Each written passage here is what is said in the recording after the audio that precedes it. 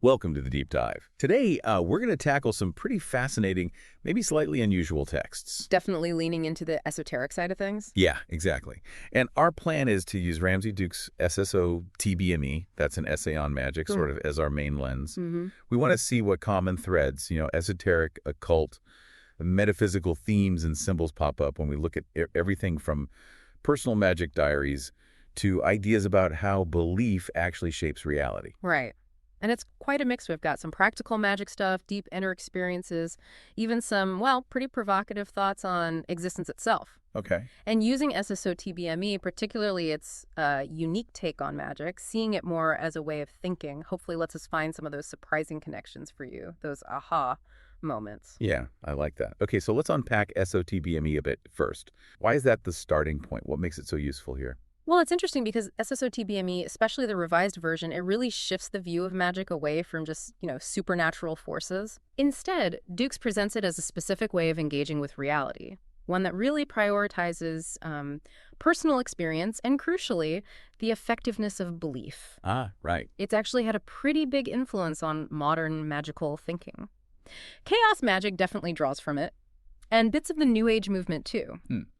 And one key thing Dukes highlights is this contrast, right, between how science values objective truth, provable facts, and magic's approach, which is much more, pragmatic. An idea or a theory is good if it works for the person using it, if it gets results. Right, okay, so less about proving it to everyone, more about does this work for me? Exactly. Personal efficacy is key.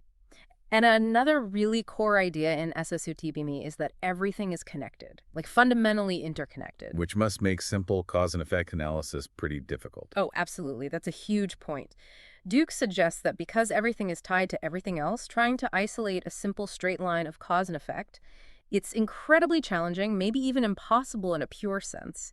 And that perspective that everything influences everything, it really colors how we might interpret some of the stuff in the other sources, especially the more subjective experiential accounts. Okay, that makes sense. So building on that, this idea of different ways of thinking, interconnectedness, I've noticed a pattern in these kinds of texts about cycles of thought, cultural shifts. Yes. SOTBME actually proposes this really interesting cyclical model. Right. It moves through phases: magical, artistic, religious, and then scientific. What's the thinking there? Well, you could argue Dukes was observing historical trends. Think about the 19th century huge surge in spiritualism, mesmerism. That could be seen as a kind of magical phase. Okay. Then maybe that's followed by something like the Roaring Twenties, very artistic dynamic. Then, economic crashes often seem to bring religious revivals. Right. And even back in the Eddorian era, there was a big magical revival. It's not like these are strict boxes, more like dominant cultural moods that seem to ebb and flow. So the cyclical view that gives us a way to understand something like the prediction in Blast Your Way to Megabuck about an Aquarian revolution. How does that fit in? Ah, yeah, precisely. That idea of an Aquarian revolution, as Blast presents it, suggests, a future where occultism and religion make a comeback after science has had its long run as the dominant way of thinking, which fits really neatly with Duke's cyclical model, doesn't it? Yeah. The idea that no single approach stays on top forever. It makes you wonder, I suppose, are we seeing signs now of a shift back towards more experiential ways of understanding things, even if they aren't called magic or religion? That's interesting because even in my years of magical thinking, where Dukes reflects on his own journey, you see him grappling with these different cultures of thought and how maybe magical thinking, even if it's disguised, can sort of creep back in or influence other areas. Yeah, and it's not just about people doing overt spells or rituals. Think about ideas maybe presented as fringe science or certain wellness trends or even some self-help stuff. Could you view those through this cyclical lens as a kind of return to more subjective, belief-driven ways of navigating the world? It's a thought. Okay, let's shift gears slightly, but stay with this idea of how belief interacts with reality. Symbolism seems huge across these texts. Blast Your Way to Megabuck uses astrology, for instance. Right, uses astrological terms to illustrate how these broader symbolic systems work. And it points out inherent structures within astrology itself, like how a Sagittarius ascendant always means a Gemini 7th house cusp. It's built-in logic. And SSO-DBME also talks a lot about symbolic systems, Tree of Life, tarot, astrology. Yeah, but Duke sees them less as rigid, dogmatic things and more as adaptable frameworks, like plans you can use to build coherent models of the world. Flexible plans. Exactly. Their power is in their flexibility, their ability to provide structure for our experiences rather than being some absolute truth map. But it's not just about intellectually knowing the symbols, right? SSOTBME says you have to sort of accept and charge them, Right. like the Venus symbols. Yeah, that's crucial. The idea is the symbols themselves are maybe empty vessels.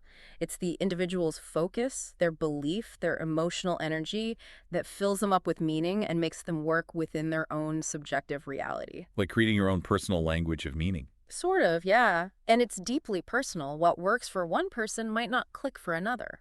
This actually makes me think of the advertising example in SSOTBME, like the Nike swoosh. Oh, perfect example. It's just a shape, really. Yeah. But through relentless association with athletic achievement, success, whatever, it becomes incredibly powerful in our heads. Exactly. It's a practical demonstration of charging a symbol, isn't it? You take an arbitrary image, deliberately connect it with certain ideas, and bam, it gains meaning, evokes feelings. So those principles are working on us all the time, not just in, magical circles. Absolutely. Shaping our perceptions, our desires, constantly. Okay, now for something quite distinctive that comes up, especially in the little book of demons, this idea of personification. Ah. Treating inanimate objects or concepts like they're sentient. Mm-hmm. The example of the grumpy office copier is pretty memorable. It is. And what the little book of demons is doing there, I think, is challenging us to step outside a purely mechanistic view. How so? Well, if you personify the copier, you stop seeing it just as parts that malfunction. You start interacting with it as something with tendencies, quirks, a personality almost. Which might actually help you understand it better, or at least relate to it differently. Potentially, yes. It leads to a richer, if maybe unconventional, understanding. And the demons in this book, they aren't necessarily evil spirits, right? That's how it reads, more like Yeah.